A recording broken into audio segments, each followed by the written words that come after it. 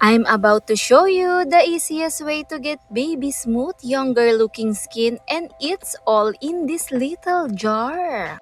As a natural scrub to give smoother, brighter, it help even out skin tone, rice flour, 2 tablespoon. Na maganda ito para sa ating balat. Mini-maintain nito ang hydrating ng balat, mayaman din ito sa lack of moisture, na mas ini-improve ang skin elasticity, nagre-reduce ng appearance ng fine lines at wrinkles. Milk, 3 tablespoon. Perfect ang kombinasyon nitong ating gagamitin, lalo na pinapanatilihing malambot, makinis, anti-aging na rin to sa balat natin. Dahil ang gatas, mayaman ito sa lactic acid, nagbibigay brighten, napaka-refresh nito sa balat.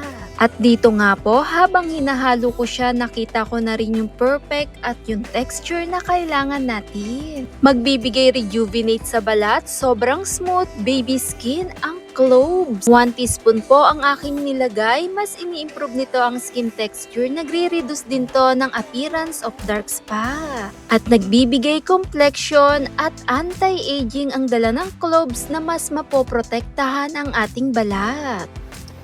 Rejuvenating Smooth Anti-Aging Cream. Nagbibigay moisture, malambot sa balat. Sa paggamit, i-apply sa balat, 5 to 10 minutes, 2 beses sa isang linggo, pwedeng ulitin. Thanks for watching, guys!